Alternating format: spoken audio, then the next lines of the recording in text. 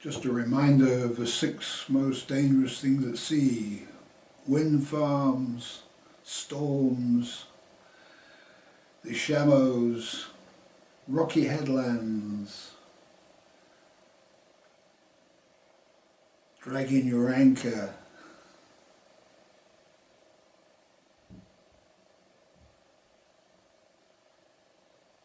and ships that pass in the night.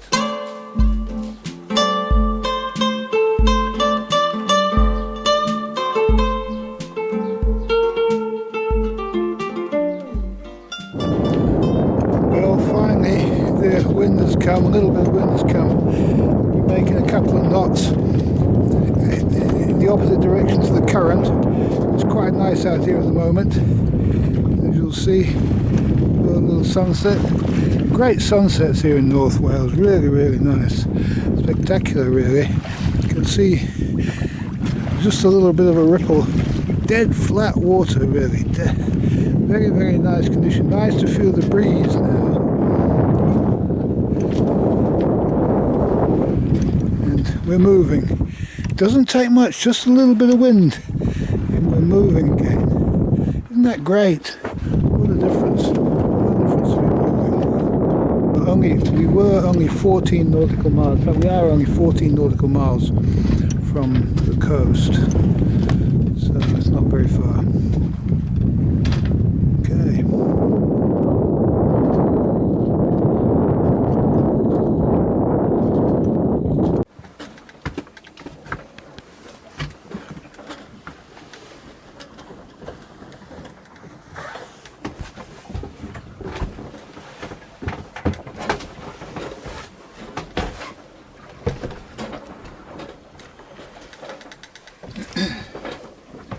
Well, it's the next morning now, and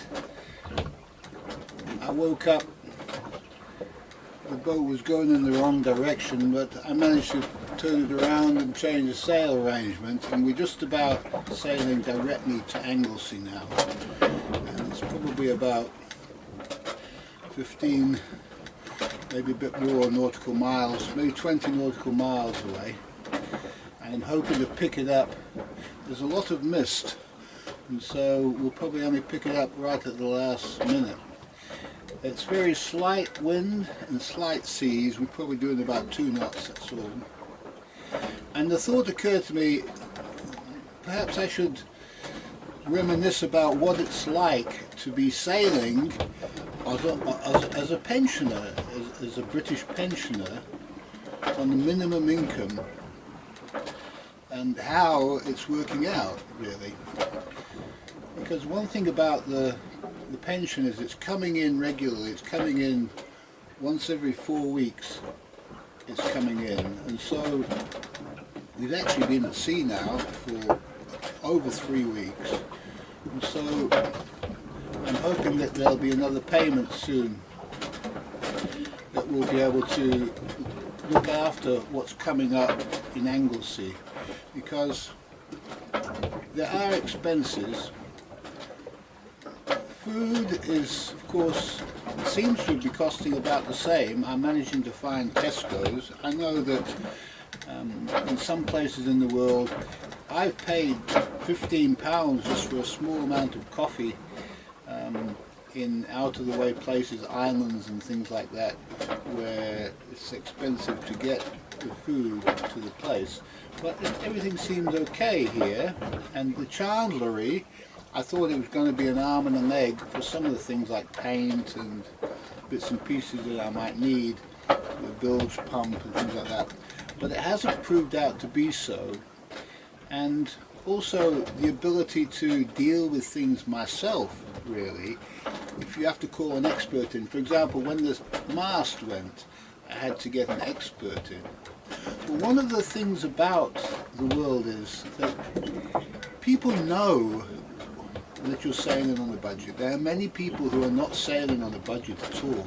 They have unlimited wealth and are sailing on large expensive yachts, and the people that service these yachts are well paid for the work they're doing, so they're not cheap to hire.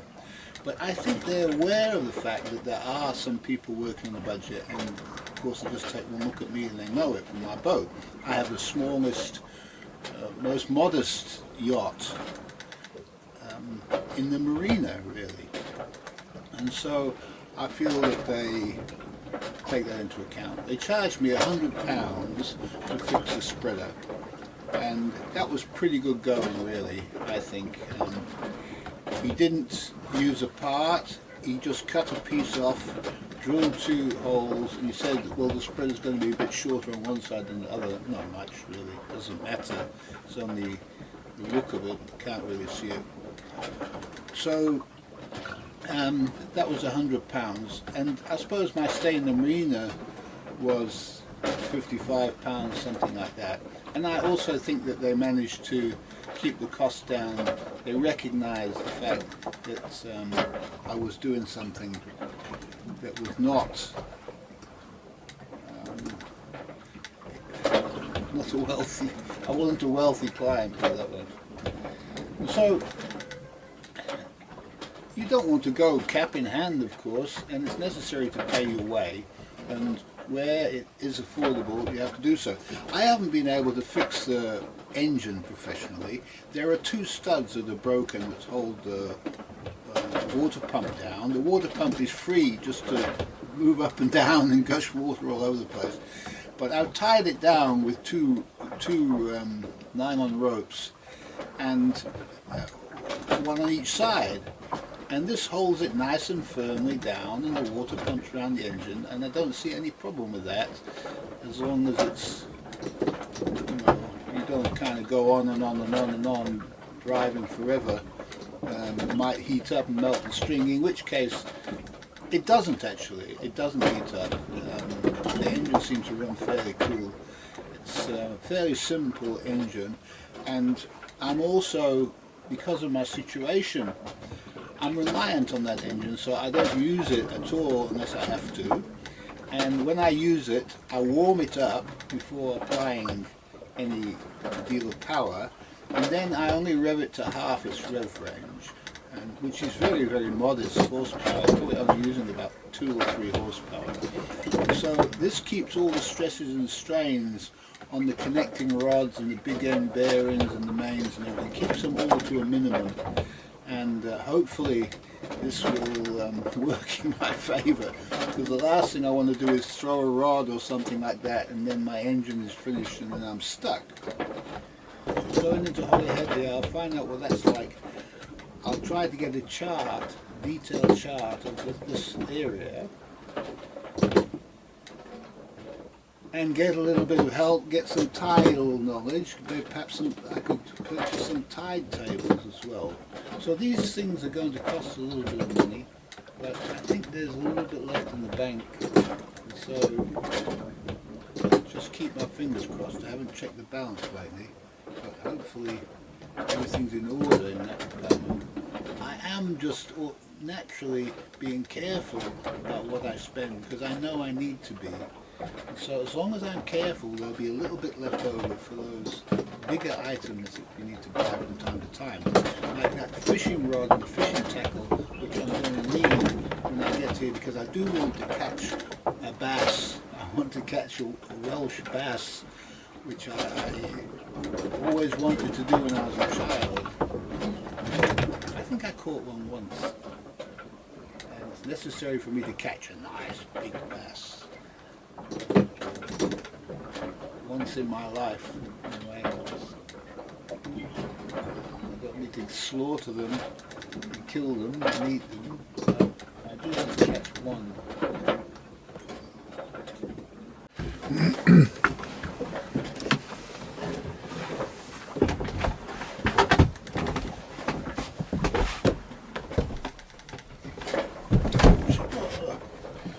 Well, you'll see the next video my head gets chopped off because, well, I'm not doing this over and over again. What you see is the first takes and no correction. I don't believe in correcting any of the work that I do. I'm happy that you capture really exactly what happens and exactly what I say. There's no editing in any of these videos, except to make them more interesting and to add artistic effects, to shorten pieces down which are too long, and so on. So I don't know why my head got chopped off. My head got chopped off on the last one I did inside, but then I correct myself again. I know I need to be looking straight down the camera barrel really now. It's a new camera. Every time I do a project, a new mission like this, an ordeal of travel, there's always a new camera. My last camera was also a Sony. This is an RX10, a Sony RX10. The other one I had was a younger, less expensive sibling, yet a great camera too. This one has a Carl Zeiss lens. Well, the other one also had a Carl Zeiss lens, but this has a more expensive Carl Zeiss lens. But it's not as it's not as wide. The other one could go very wide and very telephoto. And this was remarkable, and it could also, I think it had the in-camera anti-shake, you know, the stops motion, the special movie mode in the other one was a lot better than this one.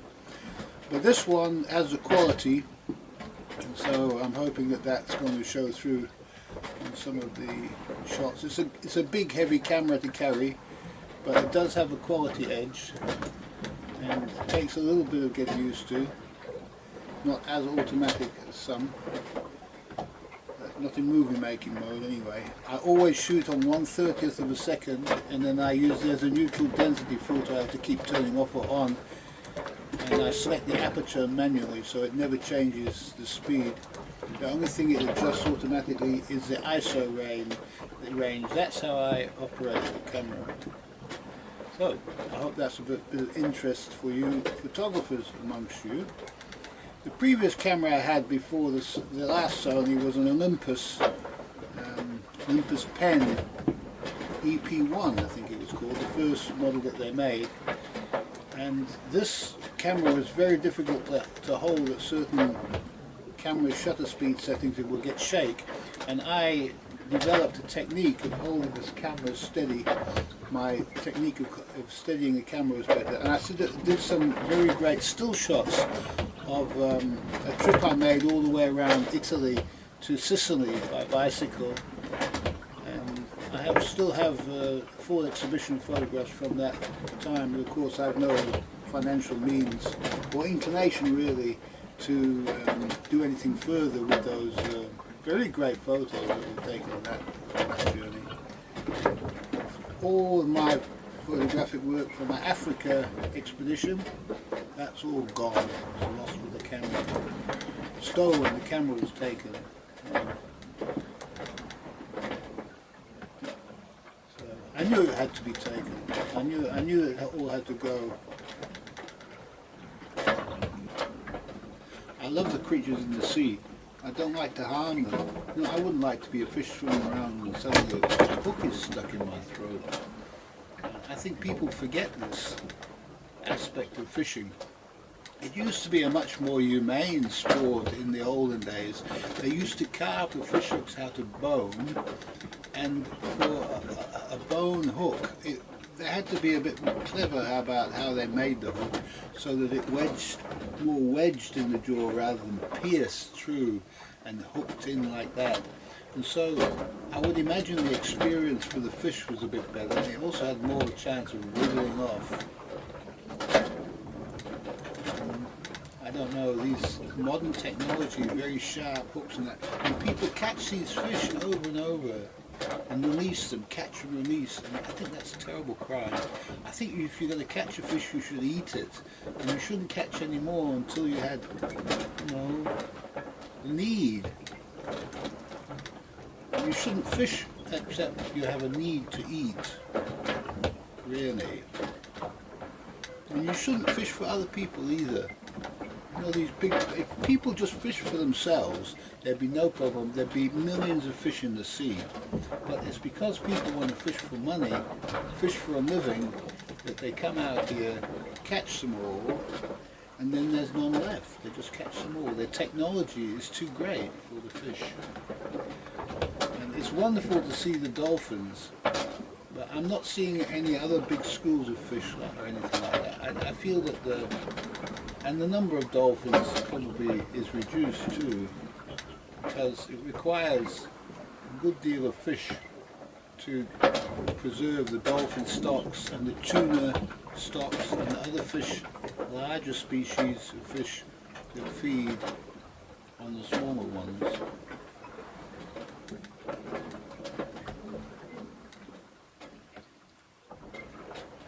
So that was fishing on a budget. I'll continue with my coffee now. My first morning coffee. It is now 20 to 8 and I've been up for hours. It's quite a bit different than life in the pensioner flat in Bromyard. There's nothing to do except collect old computers and fix hi-fis. So the last video shot I took, I forgot to zoom the camera in, and so you got me very, very far away with too much space around me. And the idea was that it was going to be more of a close-up of me speaking. Anyway, we play around with these things and we get a bit of both of these videos. We're slowly approaching Anglesey, Holyhead. We've got a bearing of 40 degrees. It's probably not going to take us there, but it'll take us close to the island, and so we can see it. We won't see it until the last minute because it's all misty out here. It's like the Isle of Avalon or something, and we're becalmed really. We're chugging along maybe between 1 and 2 knots, not a great deal of pace, and having a nice relaxing morning of it. The boat is not being thrown around, so it's easy to make videos, and just to share with you the experience that I'm having.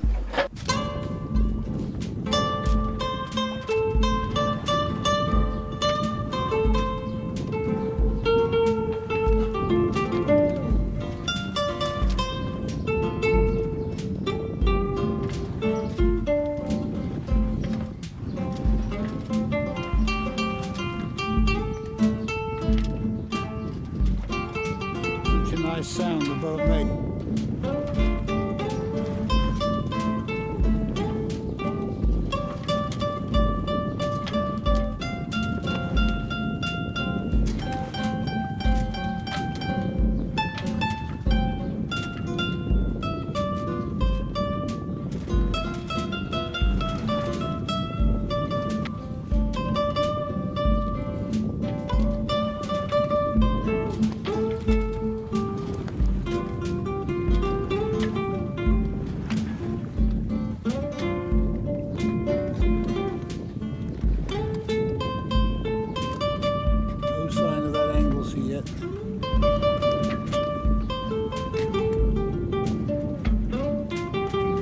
Nicely on the Genoa.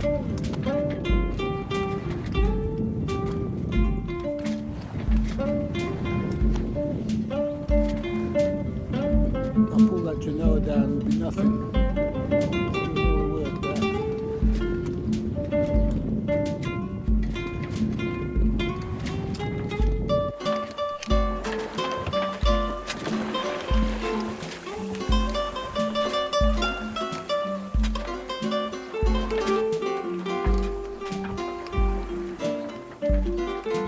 This moth hatched out last night and it's still sitting here. It's sitting here on the tiller. What does it mean? There's a moth just sitting on the tiller. It could be sitting anywhere, but it's decided to sit on the tiller. And incredible really that it hasn't just flown off into nowhere. But this is nature, yeah. We don't understand it at all. Not at all.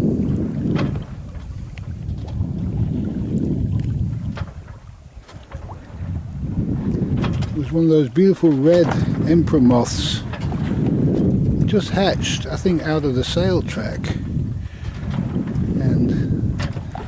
just stayed with the boat, flew around a bit with the sail, and then landed in one place. Now it's landed here. Yesterday I had a bee land right on the compass and tell me to change direction to 0 by flying and landing on the 0 on the sail. Very interesting how nature can help us. This I've yet to fathom what the meaning of the moth is. We'll find out one day. It's teaching me now.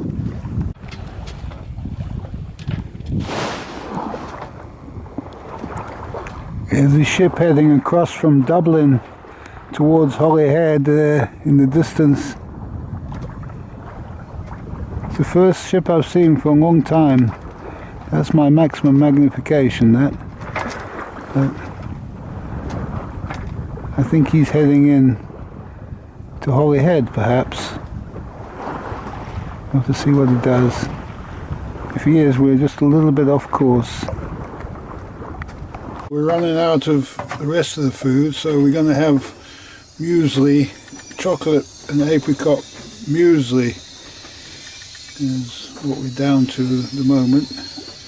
One last slice of bread hasn't been eaten yet. We'll eat that later. Hopefully we can get some food, more food at Holyhead. But this is looking to be good.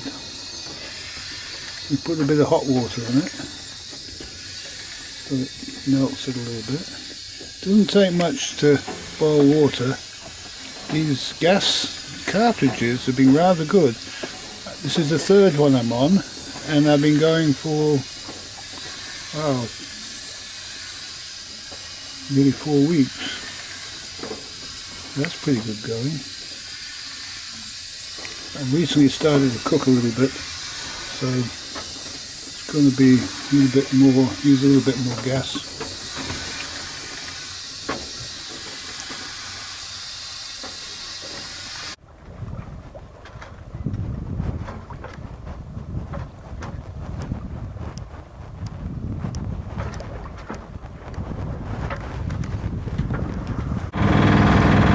Well, you can hear that terrible racket.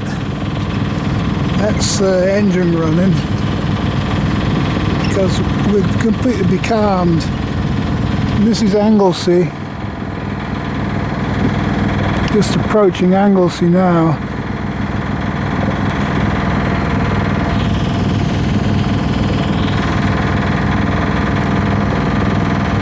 The only way I'd know how to get here is by driving to this thing. And we're off it at the moment with me doing the camera. That's the only way I know that I'm on target.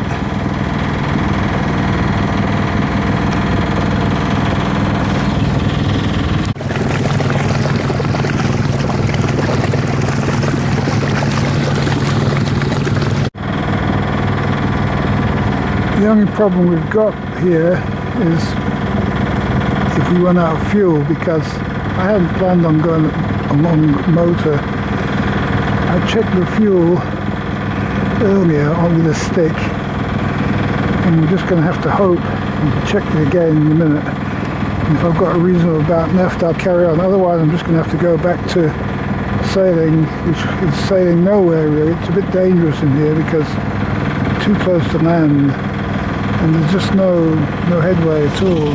It's completely becalmed.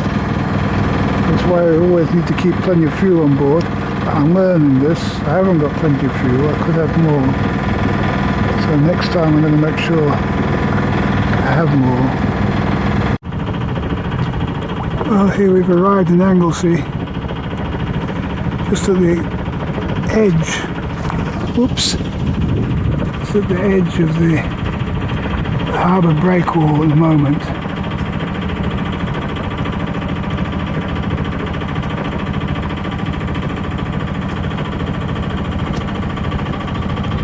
There's the harbour breakwall.